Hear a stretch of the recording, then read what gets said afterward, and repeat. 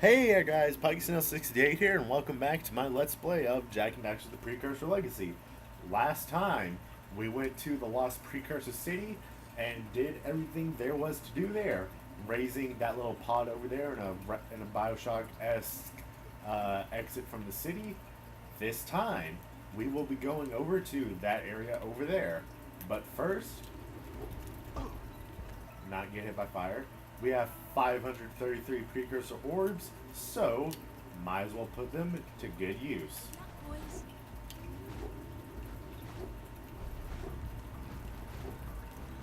Beware of the dark light, for it has twisted the fate of one of you. Bring me 120 precursor orbs for each power cell I contain. Here is another power cell for your quest.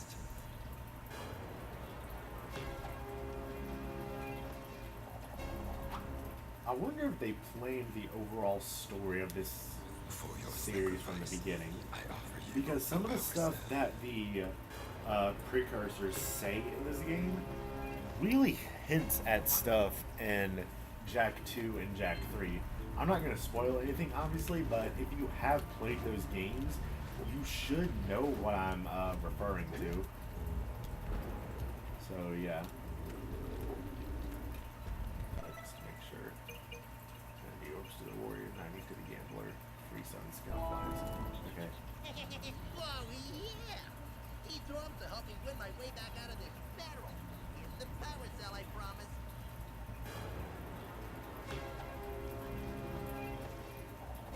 So even with the money that I gave him and the fact that he bet on me during the race, he still is not able to get out of that barrel.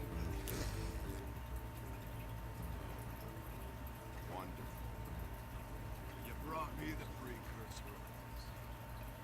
All right, I'll fix the bridge. But don't ask me to get involved with that creature again. So he's a warrior, but by magic he's able to move these pontoons. Makes sense, right? And I love how the only thing in it for us was moving the pontoons, but he still gives us power cell for whatever reason.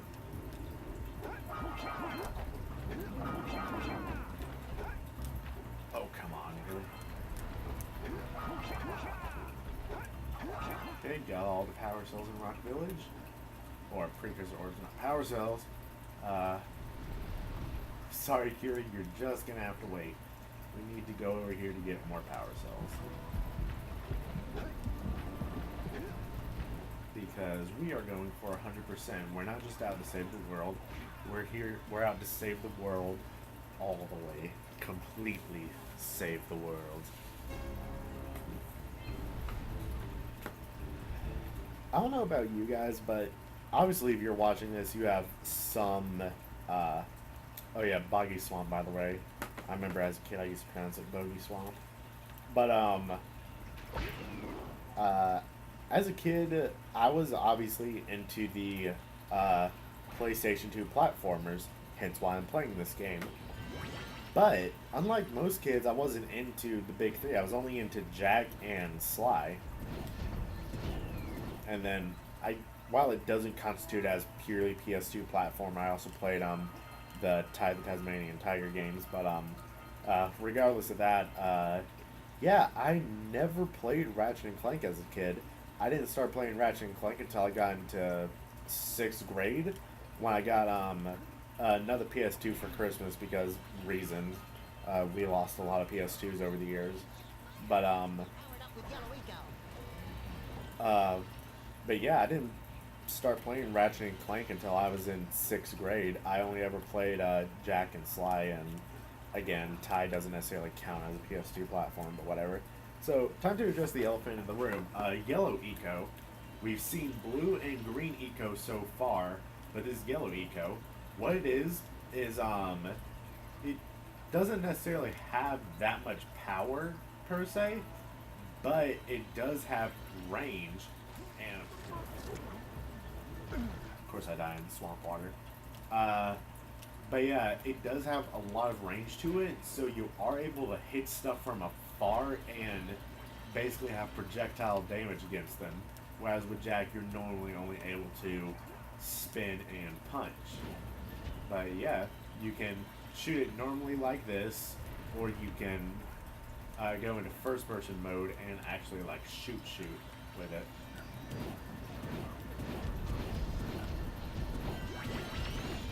And yeah, cool thing to do is just camp on the little spawners for them and get them that way. Where's the frog out of here? Okay, first things first, let's grab some blue eco right here. Grab these orbs. And then, before we start going that way, hop on this launcher. Because there's a scout fly over here for us. Not much anything else though, so let's go back to where we were originally going. Yeah, interesting tidbit about me and my history with these old platforming games. I did play Crash Bandicoot quite a bit though. I remember, what was it? It was on the PS2. It was a Crash Bandicoot game. It wasn't Twinsanity because Twinsanity came out later. Wrath of Cortex, that's what it was. When they introduced Crunch as a character, for those of you who know him in the series. He was like the main boss throughout the game. And then he turned good at the end of it. But I just remember not liking... Well, I did like the Crash games a lot, but one thing that irks me about them is that all of them have two different endings, depending on, 100% or not 100%, which, yes, I do like that in RPGs nowadays, but the difference between RPGs and, Crash Bandicoot is that the RPGs, you have to do, special stuff to be able to get them, to get, the true endings, basically. Whereas Crash Bandicoot, you gotta go on, a god-awful fetch quest to be able to get 100%, which just kind of irked me, because you never got what was always supposed to be the true ending that, was canonical. You always got just oh, well, this happened, but, not everything's right still. Go get everything. I don't know. Just kind of always pissed me off, and I didn't like it that much. Okay, I believe this is the area to proceed through, so...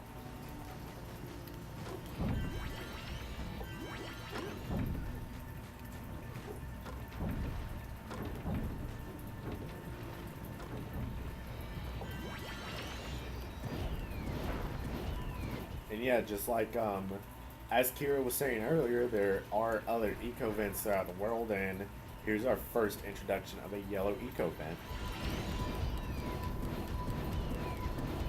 But are they all open is the question.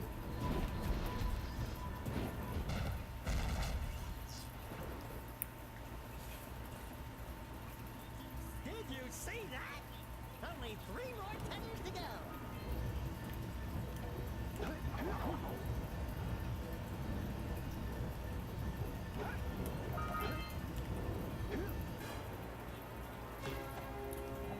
Ooh, that's... How am I going to get those?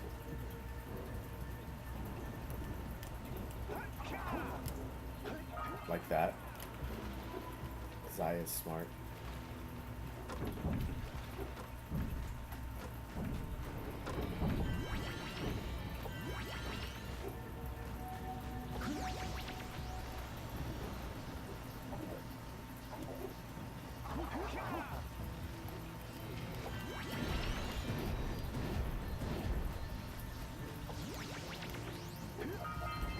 Oh, that's bad.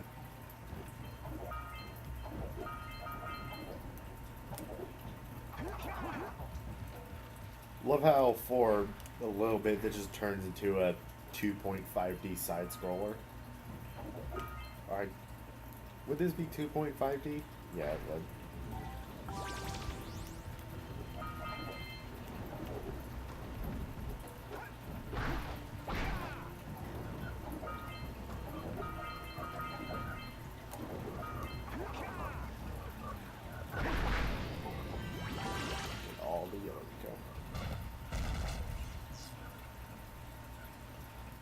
that up.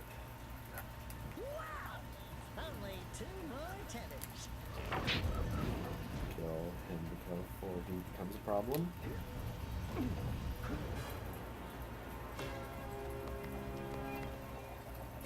Yeah, I don't recall anyone ever stating this as being an objective in the game, though, so I might as well just spell it out for you guys now. Basically, what we're doing here is there's a lurker blimp floating above the swamp, as you've no doubt seen every time we've looked over in the general direction from Rock Village, or in the sky whenever we've hit the tethers. By the way, this is green rain, so acid rain, I would guess. But it's basically a lurker blimp doing God knows what over the swamp, and we're destroying the tethers for it to make it go off. I believe once the swamp is open, Samos gives you the objective, but I'm not entirely sure.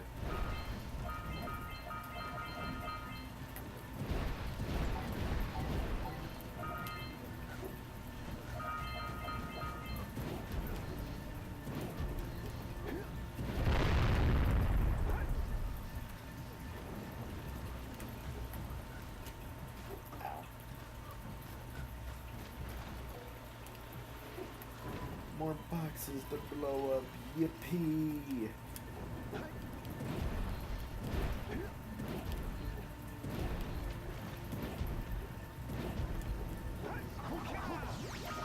Go to collect all the orbs. And over here for the scout. I do love though how like the swamp water is deep, so like all objects are kind of submerged by a bit. That's good on Naughty Dog for doing that. Oh, Naughty Dog. Before you became famous.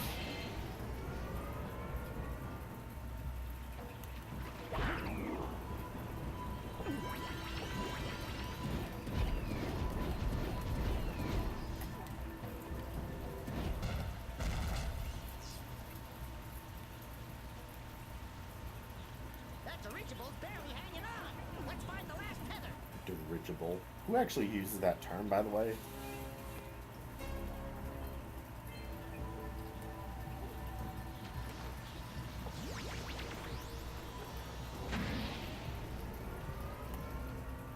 Ah.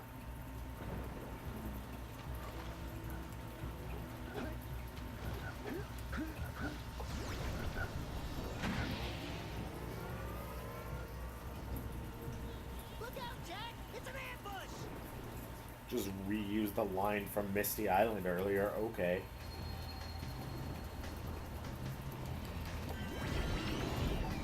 Except, unlike Misty Island, where we had red eco for us to fight with, we have yellow eco.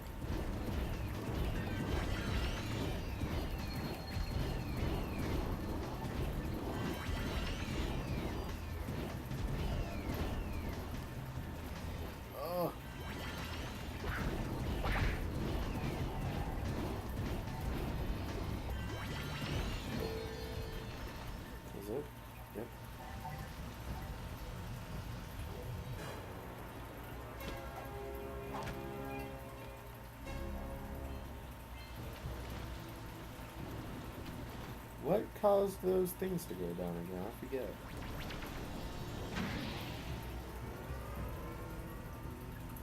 That's weird. We're supposed to be able to do something there. Besides, survive that ambush.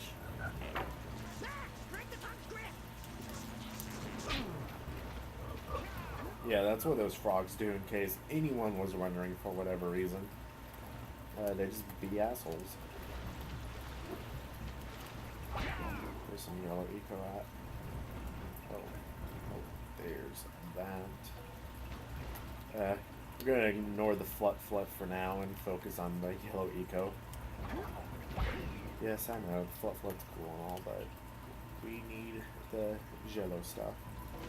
Oh, it's over here. Actually, I'm getting completely sidetracked. Okay, this is just blowing up the rat nest. Or the possum nest, whatever the hell these things are. Now let's go break all these boxes. I'm curious actually, because I don't think there's anywhere in the game where you're able to test this out. But can Red Eco break these metal boxes? Like I said, I don't think there's anywhere in the game where you have access to Red Eco by these metal boxes.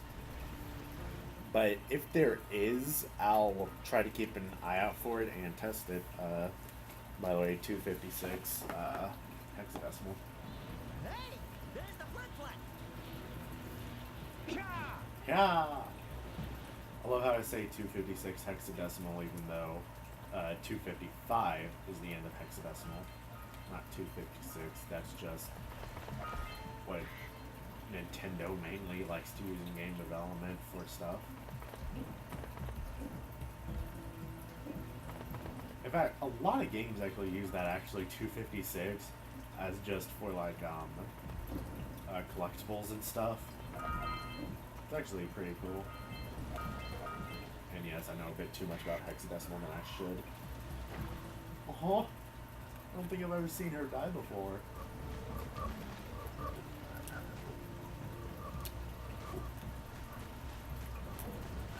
So is there really nothing to do back over in that area where the ambush happened? Because, like, that's clearly where the... Oh, wait, I know what it is. That's not where the last thing is. Never mind. I thought that was where the last, what's it called, was. Tether for the blimp, but it's not. Okay. And yes, sorry about my chair again if you guys can hear that.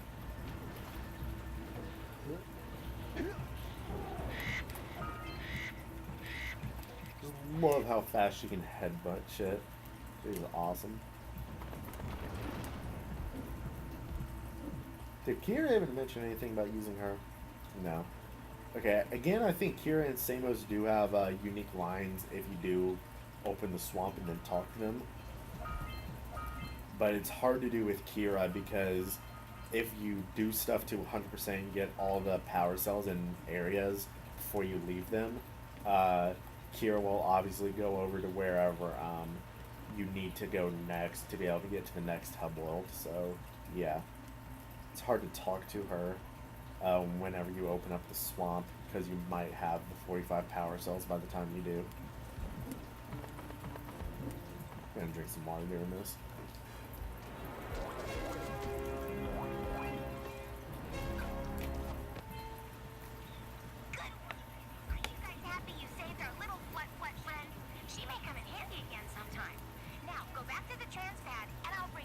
Do I have to? Also, does she have braces on her legs? Or armor, whatever that is. Like, obviously, she does have a saddle and stuff now for us to ride her with, but does she legit have, like, things on her legs as, like, armor or braces or whatever? Mine's Forrest Gump, and I'm Foot. Okay, so I'm not gonna say any names here because, you know, I don't like calling people out by name if they did something stupid, but, okay, this year, well, this past school year, there was a friend that I had, or, well, I've known him since last year, but that's beside the point. There's a friend that I had, and me and another friend were talking to him one day. Somebody said something about Forrest Gump, and the one friend, he said that he'd never seen Forrest Gump and that he thought it was terrible. Me and this dude laid into him for saying that. You do not talk bad about Forrest Gump. Yes, Forrest himself does have some issues. Everyone can agree on that. But you do not talk bad about that movie. That is treason. He's lucky he was in math class when he said it, or else we would have wrecked him. Howdy, friends. Enjoying my beautiful swamp? On these here parties. Everything that doesn't sink into the mud, that is. Judging by the smell, I'd wager your bathtub sank in the mud long ago. What's a bad? Anyway, I got bigger problems now. Seen some nasty lurker varmints a grousing about, snatching everything they can get their grubby little paws on. Scaring away my pet hip hog, Farley. He's been putting an eye on to a coon's age. I'm putting out his favorite snack. These ornery swamp rats keep stealing them. We keep those pesky critters away long enough, I guess no party will smell them vitals and come back. Will you help me out? Yes. Good. Those rats will be back any time. Shoot all them rats.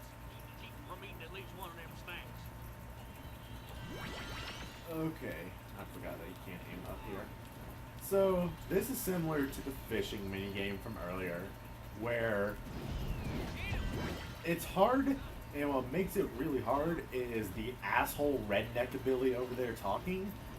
But what makes it especially hard is, okay, he says keep them from eating at least one of the treats. I believe what he means by that, or I'm assuming that by his speech pattern, he's saying, like, and this is just what I'm assuming, is they can eat one, but as long as one's left, you're good. What actually happens is if they eat even one, you lose.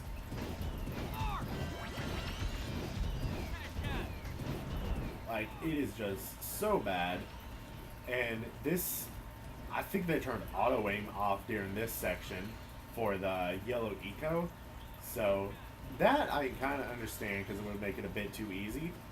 But like I said, it's just him talking is a bitch. And on top of that is just, oh, if you lose even one, you lose the game. Ugh. And these things have asshole tracking as far as like where they go. I don't think any of them have set paths. Jesus Christ. I'm not sure the number of them is randomized, but I do believe that like their pathfinding is randomized. Well, fry my hide. He sure had it. How'd that do it first try? How?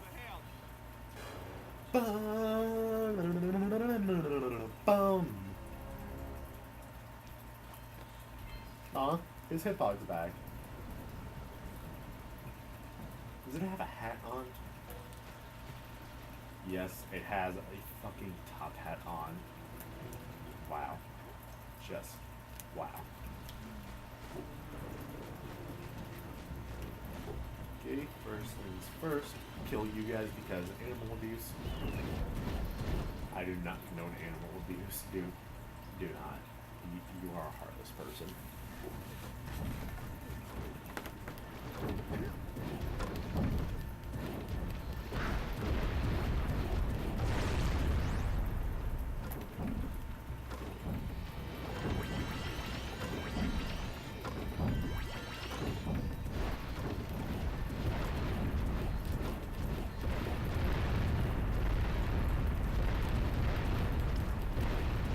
I think I'm purposefully smashing the square button just to pick it up, just to piss you people off. Why is there a random... Like, what boat is gonna come to this dock? That's what I want to know. Oh well. Screw logic.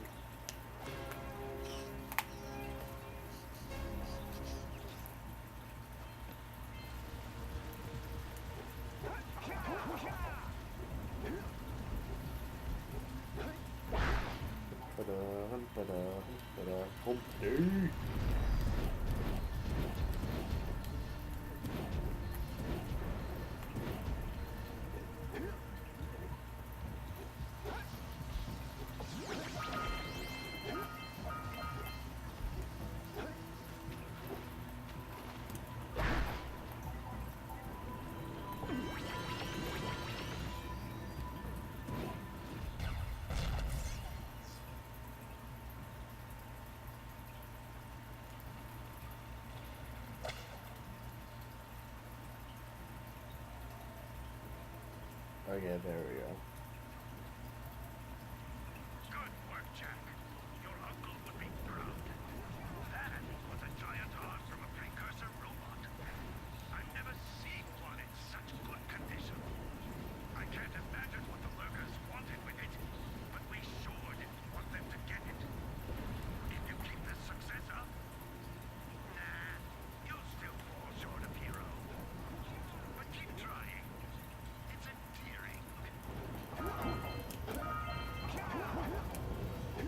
So yeah, as Samus was saying there, what the blimp was trying to pull out was a precursor robot, which are usually not in very good condition, but I'm assuming in the tar or whatever this is supposed to be, it kept it intact for however long it's been buried. Which is assuming when the precursors were around. Oh, come on.